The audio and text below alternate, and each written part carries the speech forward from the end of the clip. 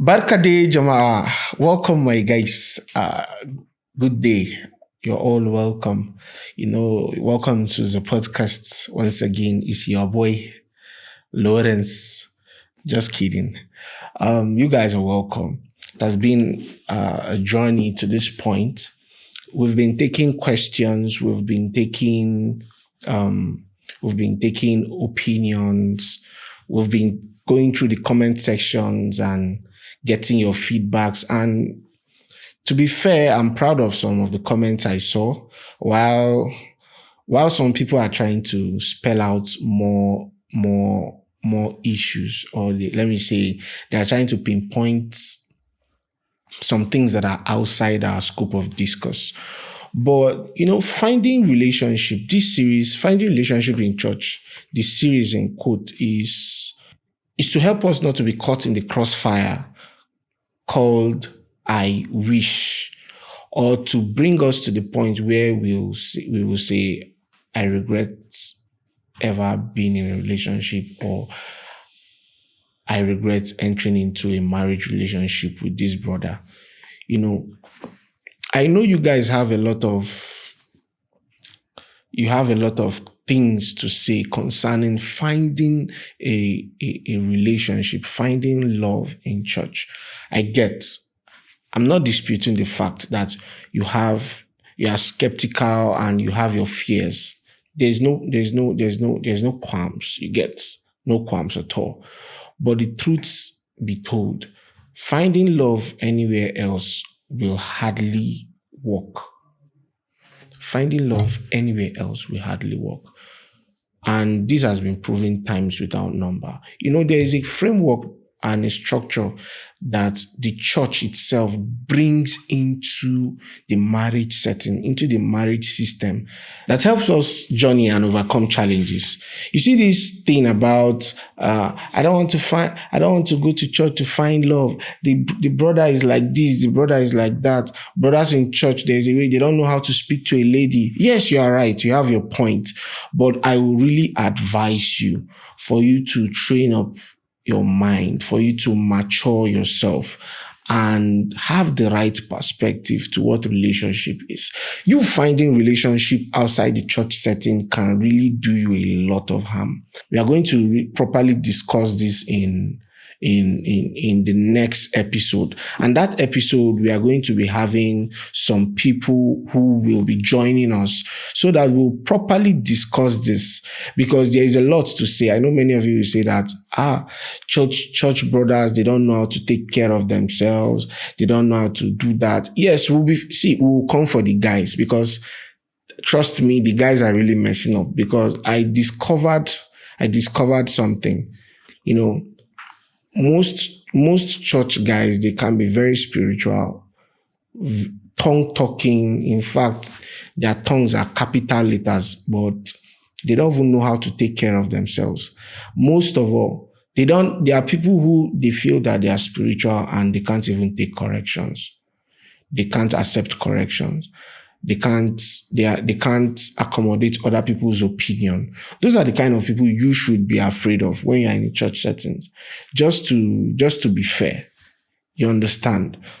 So if you are going out with a brother or a sister that cannot be corrected and does not value other people's opinion, or does not try to, find a common ground for a resolution, then I think you are following the wrong person, be it a brother or a sister. So I would really advise, even while you are going out with this person, or you are seeing this person just as a friend, look out for these traits, because trust me, it's better for you to get married to someone who is your friend. It's better. I know many people they've been in situations that contradict what I'm saying right now, but it doesn't change the fact that it is far, far, far, far better for you to get married, or for you to fall in love with someone who is your friend in church. Because there's just a lot for us to for us to unearth in this discussion. There's a lot. There's a part where either the brother or the sister is not properly taking care of themselves. They don't know how to hold a conversation. They don't know how to communicate their emotions properly. That meaning that they are emotionally unintelligent. And mind you, we have narcissists in church. We have people who are narcissists. We have people who are tyrannical in nature. You have brothers who are tyrannical in nature. And most of them come from broken homes. Now, I will tell you this. I used to be a very broken person. I won't say that I come from a very united family, per se. But I can tell you this.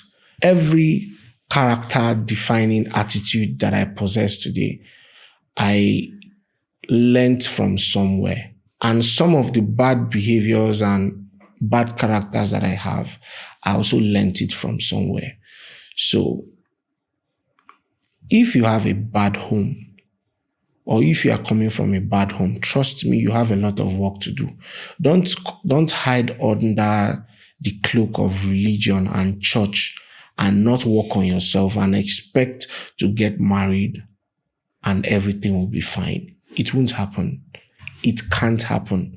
Because I tell you, marriage will bring out that hidden or suppressed demon in you. That part of you that you've hidden from the public for a long time.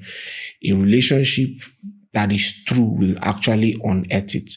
So it will be very good for you to start a healing process now if you have been broken, so as not to corrupt your marriage or pass down an ill trait to your children. Because I tell you, children, they easily pick these things. In the coming episode, I'll be telling you about my story and how God really helped me.